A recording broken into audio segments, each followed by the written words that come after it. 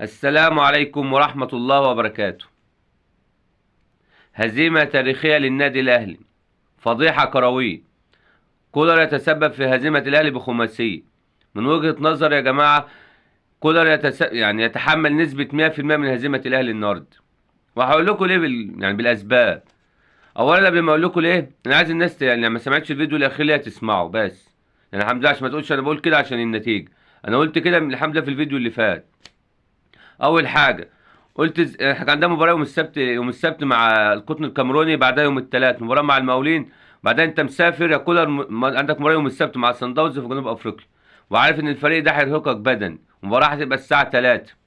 كان اول حاجه بدايه الغلط اللي هو عمله، مباراه زي مباراه المقاولين دي المفروض تلعب اي لاعب هيبدا اساس مباراه صن داونز، ينفع تلعب في مباراه المقاولين؟ يعني انت عندك مباراه يوم الثلاث، وبين اللعيبه في الفتره دي مش في اعلى مستويات. تلعب بالتشكيله الاساسيه يوم الثلاث مع المقاولين وانت مسافر خلاص، وتلعب مباراه يوم السبت، مباراه تحديد مصير مع صن داونز والساعه 3 العصر في جنوب افريقيا، تلعب بالتشكيله الاساسيه. يعني هو في التشكيله دي لعبت النهارده كام واحد فيهم بدأ من مباراه المقاولين اللي كانت يوم الثلاث. محمد الشناوي كان بادئ، محمد هاني، ياسر ابراهيم، محمد منعم، علي معلول، ده كله بدأ في مباراه المقاولين الاخير. حمدي فتحي، القندوسي، بيرسي تاو، طاهر محمد طاهر. يعني تسعة من 11. التشكيلة كلها ما بين بعدا اليو ديانج ومحمد شريف. بقية التشكيلة دي كلها لعبت مباراة المقاولين يوم الثلاث. وانا قلتها يومها، قلت اكبر غلط عمله ليه ما كانش بدأ بمحمد اشرف. قلت ليه ما بداش حتى ابراهيم ربيعه تلعبوا باك يمين في مباراه زي دي؟ انت عندك مباراه مع صن داونز يا جماعه يوم السبت. وغير كده انت عندك مباراه المقاولين، انت اقرب يعني فريق المنافس المعروف على المدى البعيد، الفريق اللي هيبقى منافس ليك الزمالك. انت الفرق نقط ما بينك وما بينهم بعد ما لو لعبت مباراتك المؤجله وفزتها يوصل ل 14 او 15 نقطه. يعني انت الدوري خلصان اساسا، بقول لكم الدوري خلص للنادي الاهلي. ايه اللي يجبرك انك تلعب مباراه زي المقاولين بالتشكيله الاساسيه وانت اللعيبه مش واقفه على رجليها؟ وبان محمد هاني كان عامل ازاي؟ ده محمد منعم يا جماعه اتصاب في نهايه الشوط الاول في مباراه المقاولين وماسك رجله، وبرضه صمم انه يكمل المباراه لنهايتها في مباراه المقاولين. يعني والله يا جماعه احنا مش عايزين بس يا جماعه نظلم اللعيبه. انت شوف الاول، عشان ما نقولش برضه احنا بنظلم المدرب. المدرب يعمل اللي عليه، عشان يعمل اللي عليك انت الاول، عشان يقول له غلط عمل الراجل عمل اللي عليه لعيب على اللعيبه. ده الف ب لعيبه مرهقه. لعيبه لعبه يوم السبت مع القطن الكاميروني، وبعدها لعيبه عندك ماتش يوم الثلاث ومباراه بعدها يوم السبت. يعني انت يومين ومسافر. يعني انت الثلاث ما فيش غير اربع وخميس وجمعه، والمباراه اللي بعدها السبت، منهم يوم سفر. ثانيا مباراة هتبقى الساعة 3 العصر قدام فريق انت عارفه بيلعب كورة وعنده اكتر ما بيتميز بلعب الكورة على الارض ولياقة بدنية. يعني انت عندك لازم تكون ريحت التشكيلة الاساسية، ده ما عملهاش وتقول لي كولر ايه ذنبه؟ ما هو اللي لعب يا جماعة المباراة المنتهت، هو اللي لعب التشكيلة الاساسية. ليه المباراة المنتهت بتاعت المقاولين ليه ما يريحش محمد هاني ولاعب رامي ربيعة؟ اي لاعب هيلعبها يعني خلاص. علي معلول ليه ما لعبش محمد اشرف؟ حمدي فتحي اللي مش قادر يقف على رجله ما لعبش. مروان عطية واي لاعب تاني غير اليو ديانج وحمدي فتحي ما كانش لعبهم خالص. ليه القندوسي كده كده مش هنقول القندوسي كده كده لسه عايز ماتشات، مش هنقول القندوسي. طاهر محمد طاهر ليه مصمم عليه؟ ده طاهر محمد طاهر من اول الموسم مع كولر يا جماعه ما جابش ولا هدف. جناح في النادي الاهلي ما جابش ولا هدف من ساعه كولر ما جه الاهلي، ومصمم يلعبه كل مباراه. ما هو ده كلها اخطاء مين يا جماعه؟ وطاهر اللي بيلاعب نفسه، وياسر ابراهيم بيلاعب نفسه عافيه في النادي الاهلي. وقلنا اللعبه مش واقفه على رجلها. انت غلطت ولعبت التشكيله السيف مرات المقاولين، قلنا ماشي. جيت قايل في الفيديو الحمد لله في الفيديو الاخير الفيديو موجود، يعني مش هنقول كلام الناس هتقول لك حصل او ما حصلش. قلت لكم الاهلي لو لعب 4 2 3 1 ده هيشيل ربع. قلت لكم التشكيله زي ما هي كده. قلت لكم الاهلي، قلت الحمد لله في الحلقه اللي فاتت والحلقه موجوده اسمعوا. قلت الاهلي لو لعب بخطه 4 2 3 1، قلت لكم التشكيله دي، قلت لكم الاهلي هيشيل ربع. فريق مش واقف على رجله. انت رايح تلعب في جنوب افريقيا وانت مش واقف على رجلك، تلعب بخطه هجوميه وتفتح ملعبك ازاي؟ انت قلت لكم لازم حمدي فتحي يلعب ليبرو. انت عندك ان ياسر ابراهيم ما يلعبش. قلت لكم ياسر ابراهيم هيشيلنا ربع، هيبقى فيه فضيحه بسبب ياسر ابراهيم. الحمد لله كل اللي قلته اتحقق. والفيديو تاني الفيديو موجود. انا نفسي يا جماعه اللي بيسمع دلوقتي قبل ما يسمع الفيديو يسمع الحلقه اللي فاتت انا قلت ايه. هيلاقي كل حاجه قلتها حصلت في ارض الملعب.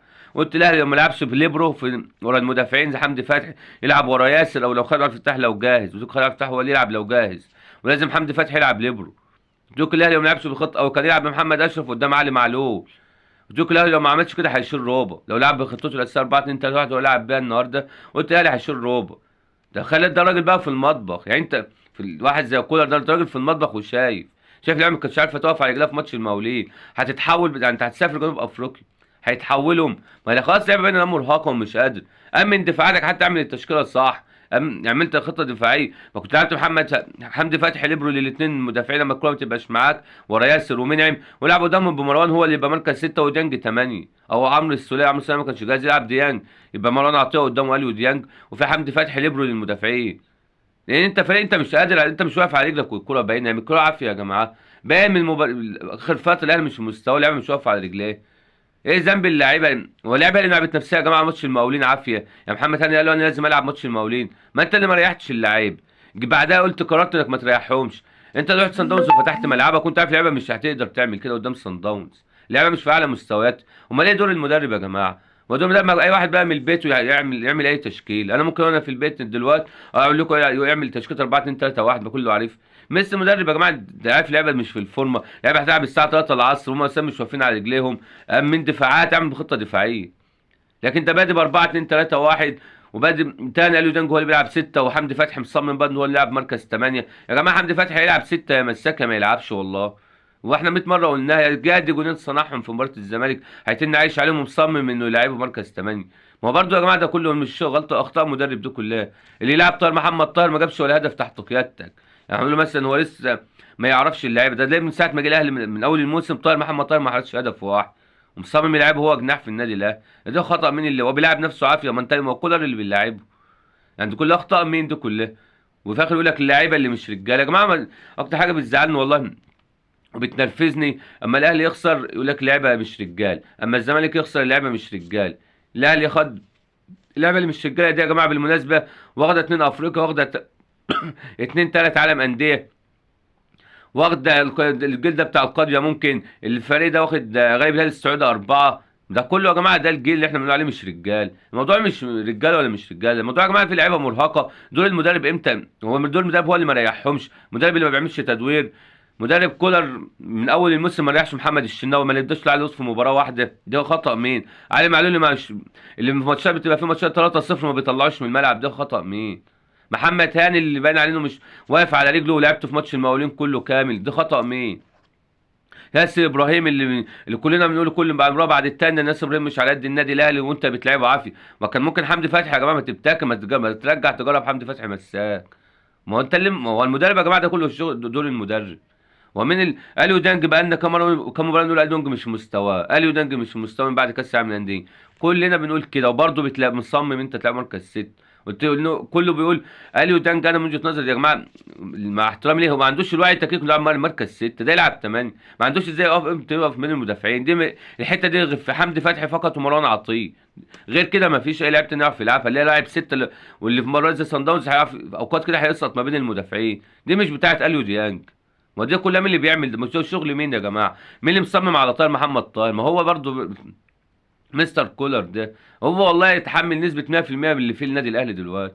ومين اللي مخلي كل في مركز لاعب واحد ما بيديش للتاني؟ ومين اللي خلى علي معلوم مش قادر يقف على رجله النهارده في مباراه صن داونز؟ مين اللي خلى محمد هاني مستواه زي الزفت؟ مين اللي فاتح دفاعات الاهلي النهارده؟ ما انت لو لعبت حمدي فتحي النهارده ليبرو كان لا عمره ما كان هيشيل 5. انا بقول عارف بقول ايه يعني، حتى لو خسرت مش هتخسر 5، راجل مقفل ملعبك اللي هيخليه يجي فيك 5 جوان. ما كل ده دور مدرب، الاخطاء دي كلها دور مين يا جماعه؟ مين اللي ما ريحش اللعبه في مباراه مقاولين؟ عندك مباراه مقاولين يوم الثلاث ومسافر جنوب افريقيا قدام فريق بيلعب كوره حلوه وفريق لياقه بدنيه عاليه، هيلعب لك الساعه 3 العصر وما تريحش اللعيبه، ده دور مين؟ اخطات في مباراه المقاولين، رحت في ماتش سان داونز بتلعبها مش قادر وانت عارف انها مش قادر وراح تلعبهم، وراح تلعب بطريقه 4 2 3 1 قدام صن داونز جنوب افريقيا، ده انتحار اساسا. والله انا لو رئيس مجلس الاداره ماشي كولر بعد مباراه النهارده.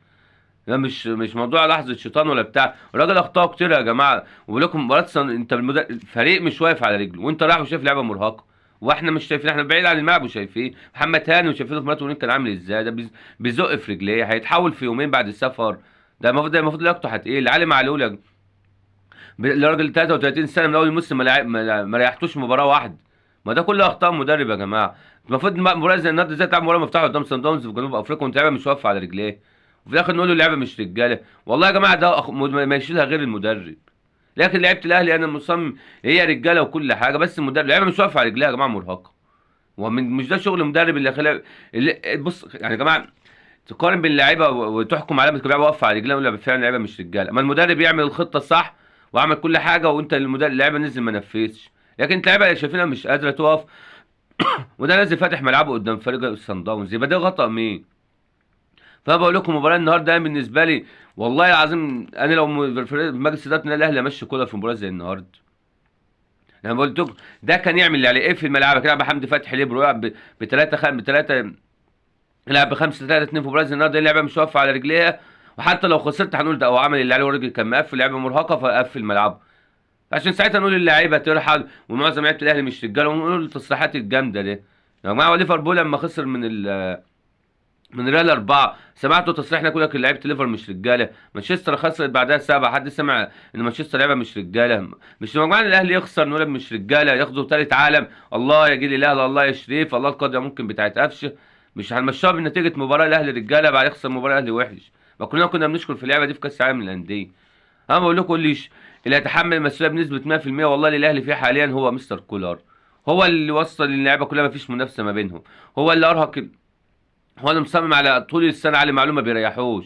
هو اللي المباراه اللي فاتت كان عندك مباراه يوم السبت، وبعدها مباراه في الدوري الثلاث، ومسافر جنوب افريقيا وبتلعب التشكيله الاساسيه في مباراه المقاولين، في مباراه في الدوري خلصان ليك. الفرق كلها بتضيع نقط، الفرق كلها واقعه، يعني الدوري بتاعك ايه اللي جابرك انت تلعب التشكيله الاساسيه قدام المقاولين؟ فكل ده اللي مين يشيله يا جماعه؟ مين النهارده اللي فاتح ملعبه؟ مش ده احنا الحمد لله قايلها في الفيديو اللي فات، يعني بقول لكم الناس اللي بتقول كده عشان النتيجه تسمع الحلقه اللي فاتت، مش عايزكم انتوا تسمعوا الحلقه اللي فاتت ليه بعد مباراه المقاولين قلت ايه؟ قلت التشكيله المفروض يبدا بها ايه، لو ما بداش بقى هنشيل روب.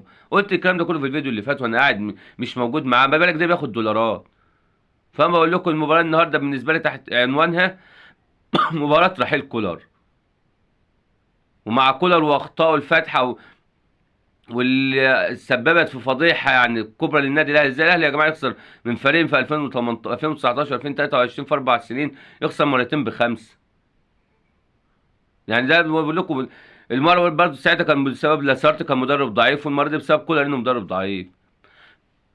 ما هو مع المدرب لا مؤاخذة يا جماعه، مع فايلر ما احنا متعادلين معاهم في جنوب افريقيا 1-1، كانت اللعبه ساعتها واقفه على رجليها وكانت اللياقه حلوه وما خلصت 1-1. مع السنه اللي فاتت لما خسرنا مع موسيماني الاهلي كان فعلا وحش، خسرنا 1-0 بس ليه؟ لعب بثلاثه نص دفاع وامن دفاعاته، خسرنا واحد كان بس ما كانتش فضيحه بخمسه. فانت امن دفاعاتك عشان نقول احنا ساعتها نشيلها للعيب. فبقول لكم تاني مباراة النهارده بالنسبة لي عنوانها مباراة رحيل كولر، ومش هيرحل، بس أنا بالنسبة لي ده إثبات مباراة ثبتت كلام على طول ورأيي في كولر إن هو مدرب مش على قد النادي الأهلي. ومع كولر وفضيحة النادي الأهلي النهارده هكون رحيل نهاية حالاتي. السلام عليكم ورحمة الله وبركاته.